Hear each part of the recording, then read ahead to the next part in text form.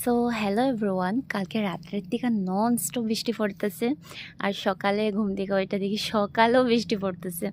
তো ভাবলাম আজকে একটা ছোট ব্লগ দিমু তোমাদের সাথে শেয়ার করুম, যেহেতু অনেক দিন হয়ে গেছে আমি কিছু ব্লগ বানাইতেছি না।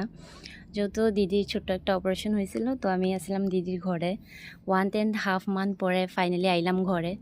তো ঘর প্রচণ্ড নোংরা হয়ে রয়েছে, তো ভাবলাম আজকে তোমাদের সাথে ছোট্ট একটা ব্লগ শেয়ার করি। তো আজকে সকালে আমি কি করি কি না করি তোমাদের সাথে শেয়ার করব। তো আমি দেখো এখানে ব্রাশ করে দিছি, ব্রাশ করার পর আই বসছি আমার রুমে।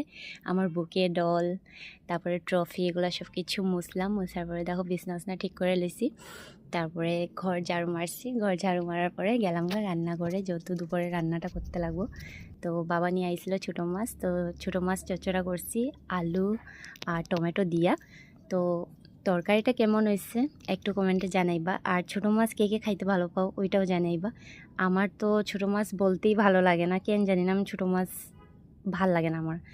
তো ওরা তো খায়, তো বাবা মার জন্য দেখো বানাইলাম ছোটো মাছ চচ্চড়া। তো তরকারিটা কেমন হয়েছে অবশ্যই কমেন্টে জানাইবা।